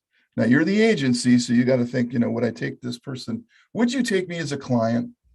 The first thing I want you to do for me is I want you to create this thing called the Admanity Protocol. I want to know the emotions that sell my brand. I want to know everything. I want to know what I am to the world and how to trigger that in other people. So, kind of figure out some psychological thing there for me. And I would be really, really thankful if you do that for me. And I'm willing to pay you $397 for your trouble. Now, never mind, it took us 7 years to create this. Oh, I also want all the advertising formulas, not just one like you give your other clients. I want 16. I want 16 different formulas that are ideal for my brand. We'll call that a $1,600 value. But I don't want to pay that. I want you to give it to me free. And I want a library of all the words, phrases, metaphors, any word I might possibly get a value out of in my messaging, my emails, everything. I want a copywriter on call, essentially. I want you to find all those words for me. I know it's going to take a long time, but I'm worth it. And I know it's worth $1,000, but I don't want to pay for that either. I want you to give it to me free. Then I want to know my upsells. How do I make my people buy more? I want the win backs when I lose a customer. I want to know gifting and color theory. Tell me what's good for me. Let's call that $500, but I think by now, I don't want to pay for that. And then a We Empower You special today. We're going to give you unlimited access to Admanity U. So I might ask you for articles, podcasts, videos, case studies. I basically want to go to school, and I want you to provide that for me. And there's a value on that of $588, but I don't want to pay for that either. And then I want to consult with you. And today, you're going to get an opportunity to consult with me personally. Some of you have already done it. I love you all. And I'm going to be a value of about $1,000. But I don't want to pay for that. So we'll make that free as well. And that is these two things are We Empower You only, folks. If you're members of We Empower You, take advantage of this, because the other people, the public, does not get this advantage. We're also going to give you a free report today so you can download and learn more about what I'm telling you. Just go to this website here at admanity.com/We Empower You. And you'll find that report. And everything I've described and so much more is only $397. It's well over $4,000. Now, if you were an agency and I had asked all of this of you, and I said I would give you a grand total of $397 for your trouble, would you take me as a client? No, you'd be crazy. You'd be nuts to take me as a client. But today, you're effectively getting that for about $1 a day. If you think about it, it's not even a cost. And the price is going to go up. So I'm telling you to do this now. And then we're going to give you a 30-day money-back guarantee. You get to read every word. And if you don't agree with what we tell you about your brand, you can get every single penny back. So I don't know if there's no risk. Put it on a credit card. There is absolutely no risk to this. But if you're like most everybody else that's been through this, they will tell you that it's a mind blower when you finally see what your brand consists of. And I think that's my time. I'm not sure, but I want to just say thanks again for allowing me to be here. Be happy to answer any questions. I'll stop the share. And there we are. Thank you so much. That was such a great presentation. I never can get enough of Admanity or of you, Brian. I saw Kelly is here also in the house. Thank you for joining us here tonight. from Admanity. And let's go ahead and take some questions if there are any. Open up your mic. I know that we've done this test on not only the We Empower You community, but we've done it also on the membership, and it comes out 2 different ways. So it was worth the time to give it, to get both of those separate test results. And the test is a very short one, to say the least, although we made it really long, Lee and I, as you guys might recall from our presentation a few weeks back. Well, we had to allow time for you and Lee to fight in between each question. Yeah, we were duking it out. She was right half the time and I was right half the time. And then, well, there was another part of the time we actually ended up agreeing. So I guess there had to be a third instead. Yeah, the test is unlike anything else. It's the only, we call it an emotional algorithm for those of you who are into fancy words. But it's the first of its kind because it looks at your business completely emotionally. You might sell plumbing supplies, but we don't even know that you sell plumbing supplies when you take the test. All we care about are the emotions necessary to sell plumbing supplies to another person. So if you don't know all those answers and all those combinations and those formulas that we already have, there are hundreds of formulas in Admanity. You'll only get the ones that sell your thing, your service. And so it saves you, I don't know, about 20 years of hard luck and a bazillion dollars in wasted money on ads that can't possibly work. So I'm sorry, is there any questions? Any questions coming out? Ask me a hard question. Come on, somebody ask me a really hard question. Well, folks are maybe going to unmute their mic. You know, a hard question that I would have is taking the time to dial in on the results, and what's the natural next first step once you've read through what your report says. Once you know, like in our case, we know the community is altruism, authority. What is a natural next step that folks can take once they get their report? I recommend you do a couple quick, easy things. First of all, we give you access to Admanity U. At least the people in We Empower You get that. Other people are not so lucky, but everybody in there, it's literally a virtual class on a master class on advertising. It's all the stuff school never taught you. So I would enjoy an hour or two, maybe an hour a day. Just go through that and start learning. Start becoming smarter than the people that sell the advertising to you. Because I got news for you. Most of them are not experts at advertising. They're experts at selling advertising. And that makes sense. And there's nothing wrong with that. But you need to be smarter than the people who sell you the advertising. You need to know your brand. One of the easiest things you can do is just go right to the words section, start making a list of your favorite words and phrases that we give you, and start replacing those words for whatever you're using for copy, social media posts, email correspondence, your website, anything, your brochures, your ads. Start weaving into the tapestry of the subconscious mind. These are the words and phrases that your buyers want to hear. I always say, if you want to sell something, give people exactly what they want. It's amazing how easy it is to sell something when you're giving people exactly what they want. And if you don't know what they want, you need to get your Admanity report, because that's what it tells you. This is what they want. I don't know if you want to waste any more time. Maybe you should just give them this. Yes, and it's very expensive to not give people what they want, because not very many people will buy. So you spend your time promoting and marketing and selling things that people don't want, and then you wonder why you're not successful. It's like, spend the money. So for those of you who are watching right now, the price is the price, but the price is going to go up. But you're going to want to always use the link that is admanity.com/WeEmpowerYou. And that way you get the extra bonuses, and also you get the extra time and attention from Brian. Kelly is in the house here, and I asked her to unmute. Hello. And hi there, Kelly. Maybe you could address what's a most common couple of questions that are asked for folks here. Let me spotlight you. Most popular questions that are asked in reference to just overall with the Advanity protocol. Yes. Probably, I think what people really understand is when you say something to the extent, and Ryan uses this example a lot, and it's really answered the question that was asked most often, is really understanding what it is. Like, what I don't understand what all of this means when you're talking about formulas, strategies, and tactics, is that it's doing a personality test for your brand. You know, everybody on some level or sometime in their career has generally had, whether it's a DISC exam or test or Myers-Briggs, and it breaks down your personality to such a granular level that is truly mind-blowing if you're open to really see the positives and negatives about yourself as a human being.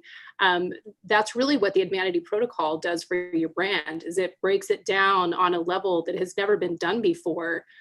Certainly not that I've ever seen. And I've been a marketing executive for decades, and have spent tens of thousands, if not actually hundreds of thousands of dollars working with top agencies in the country, and am just blown away by the amount of information that is received in this report and the detail, and truly what gives people who are particularly in marketing, but I think also small business owners who don't understand marketing, some confidence in knowing what they're putting out in the market. You know, that's always a struggle with so many small businesses, is I just don't even know what to do or where to start. Secondarily, I think a lot of folks, when they read something that says, oh, there's a 150-page brand attraction report, oh, that sounds kind of big, like, but I can't really put it into perspective until you see it. And then it's like, wow, there's so much information in here, and I really don't know how to break it down into usable nuggets. So I think for some people it can be a little overwhelming because there's so much information, you know, but Brian is so great, and we're always here to help anyone to really break it down into doable strategy that you can approach it in a way where it's, you know, it's not overwhelming. You know, you can't eat the elephant all at once. And, you know, I think those are probably the biggest things that we hear.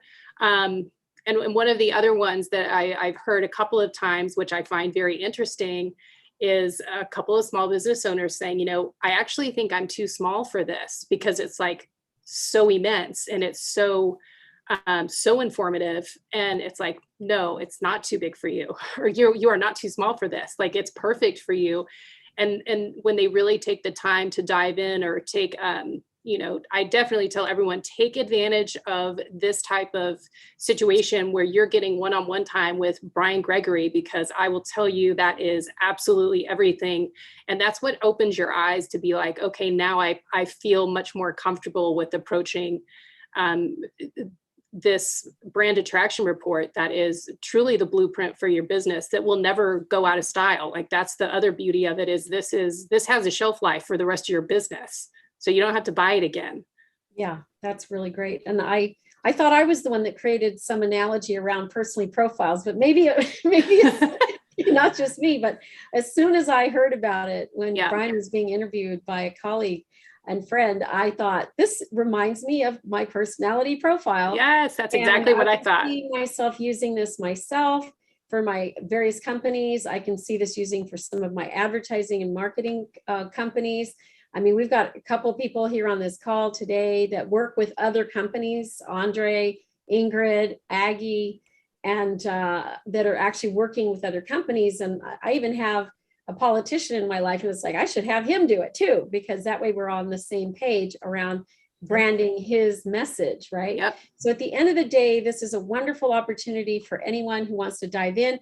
Go to admanity.com, click on / we empower you, and get this wonderful discounted pricing. Thank you so much, both of you, for coming on today. Yeah. I'm going to go ahead and sign off of our online presentation. But thank you, everyone, for watching. This is Bettina Carey for We Empower You and the WeEmpowerYourLife.com website. Join us at our weekly meetings on Wednesdays, 3 p.m. Pacific Standard Time. Our quarterly summits, the next one coming up is September the 8th. 8:30 a.m. to 8:30 p.m. We look forward to having you there. Bye for now. Awesome. Thanks to Bettina.